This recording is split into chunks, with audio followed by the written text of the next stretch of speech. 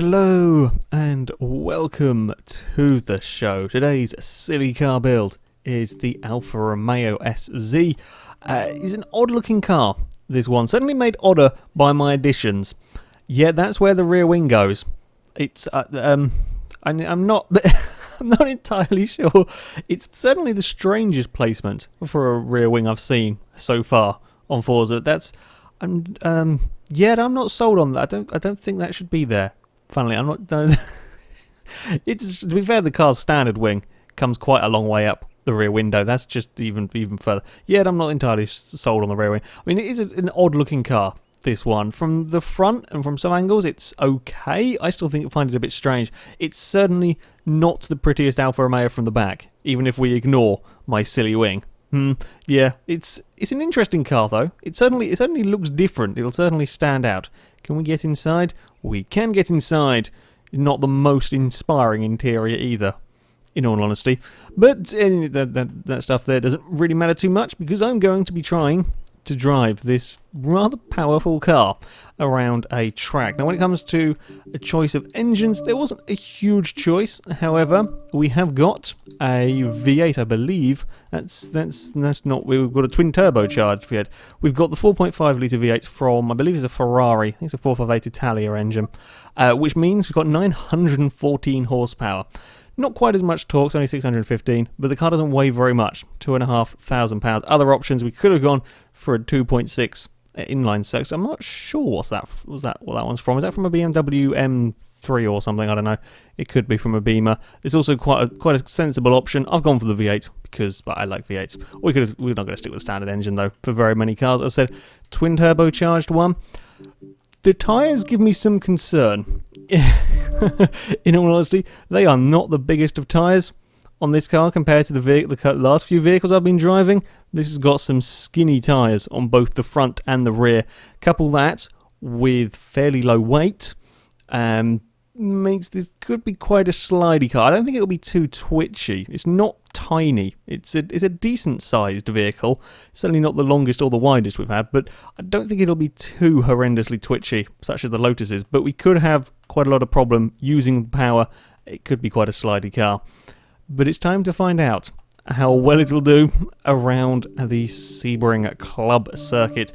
As ever, we are trying to beat a time set by a standard V8 supercar, a 1 minute 8.1. And while, yes, the Alfa Romeo we have here is a higher PI, higher rating than the V8 supercar, the question is, will it be able to use its power? Will it actually still be drivable? The V8 supercar is no match for these silly car builds when it comes to the straights. However, it is fairly good around the corners.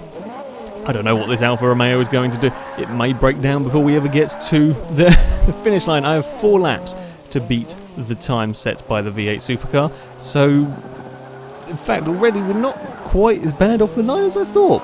I was expecting just big wheel spin all the way down to turn 1. I didn't quite get it, in all honesty. We are... Oh, there's a bit of understeer creeping in there. That's not quite what I expected from the Alfa. That's more like it. That's what I thought we would be doing a lot of. We're not horribly twitchy with it. Oh, okay. We are a little bit... It doesn't really like sliding. It's not quite the same twitchiness of some of the tiny little cars I've had here. I mean, it doesn't like sliding. Once you do end up getting it sliding, it's really quite unhappy with it. And there we go again. Okay, we're going to have to be very, very careful on everything to get this around a lap, I think. How good are we doing acceleration? Again, all of these cars are going to be pretty damn quick on the acceleration front. We'll be tidy through there. I mean, we can floor it in third gear and it's okay. It's not going to like this, I don't think. Can we be... Actually, again, it does a little bit better than expected. What did we top out? 170. I may have jumped on the brakes a little bit early. Ooh. This car has a strange way of going sideways. It's a weird car to drive, this one. Yeah, ooh, no, come on now, car. Come on now, get back under control. I'm not sure quite what's up with it. It has some decent grip through the corners. It really does have okay grip at times. I'm be flat out through some of these corners that I'm not expecting to be, or I should say closer to flat out through some of these than I would expect to be. And then other times it just goes it really doesn't like it. We're in third gear here, and we can almost get the power down to the road. Okay, woo, and then that's done it. They're sort of like random kicks of oversteer. That's probably the easiest way to explain it, actually. We're going around a corner and it will be all right 1 minute, and then suddenly there'll be a very violent kick sideways. That's odd. I've not had a car do that before, in all honesty. See, I was flat out through most of that corner. Very few cars can do that.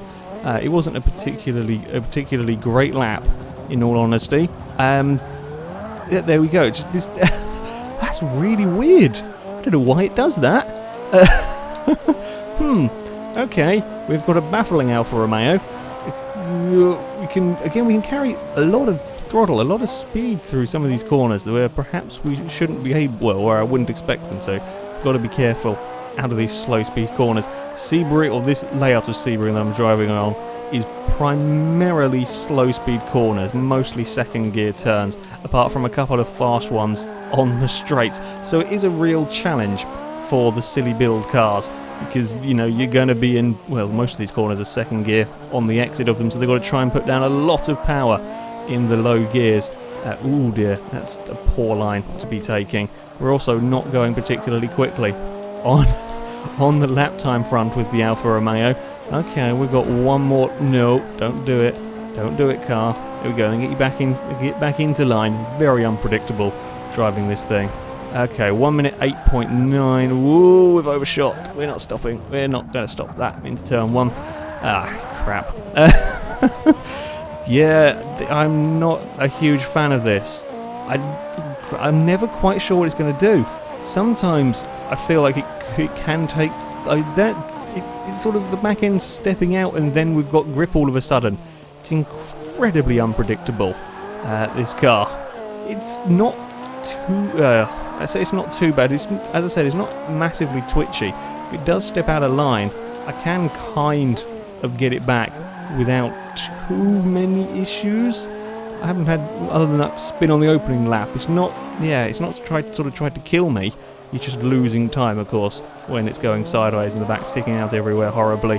We're not going to go on a quicker lap this time round. Yeah, this is it's a tough car to drive. I've had a few nice vehicles in a row last few episodes of this. This is not so nice. You see, we're flat out through there. I was brave and I held it flat out through that corner. But other corners it won't.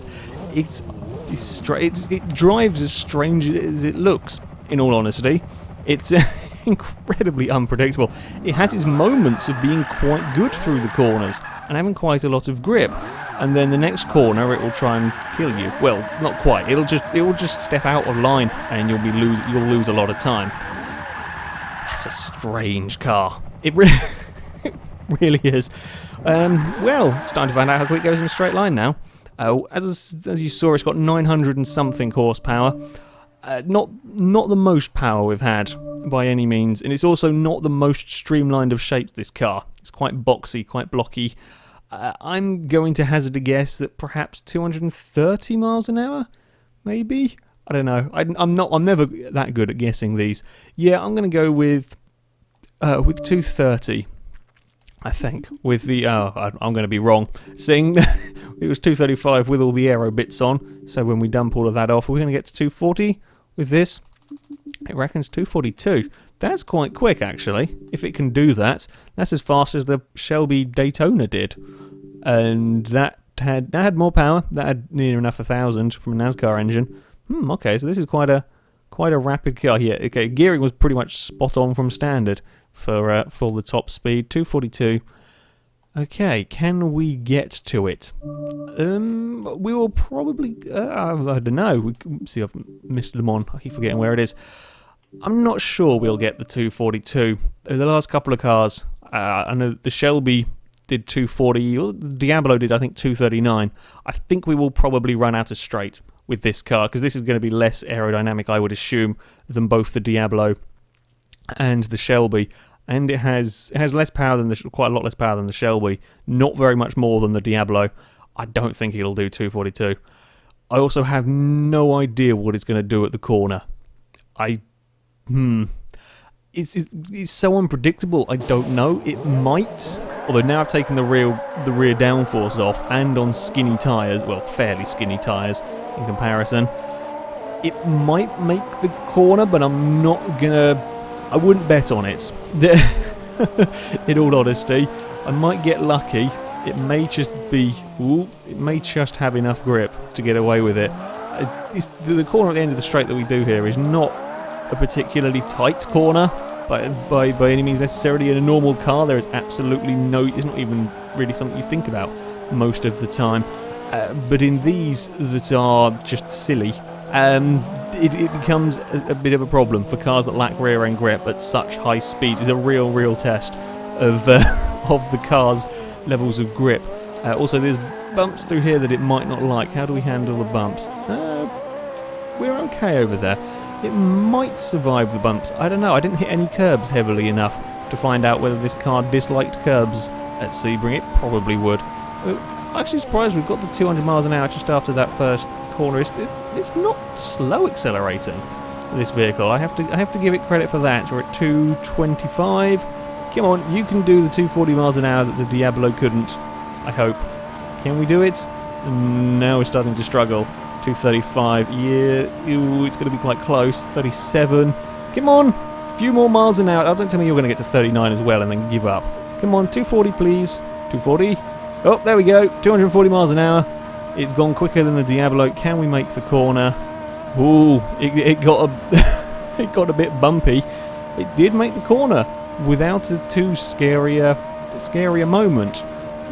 It was a little bit on the bumps, but it was okay. And stop! Look at that, perfectly for the corner. If we were to carry on the lap, ooh, that was another. I think I had a wheel just over the back of that curb there, and again it got the car unhappy. This Alfa Romeo is a weird one to drive, I have to say. Of all the cars I've ever driven, this is by far the most inconsistent and most. It's really hard for me to describe it. You're never quite sure what it's going to do when it comes to a corner. Certainly a challenge to keep this under control. It has a silly rear wing, very appropriate for this series, I think. An interesting one. Give it a go yourself if you have Forza 5 and see what you make of it. Anyway, that is it for this video, guys. So thank you very much for watching. And until next time, goodbye.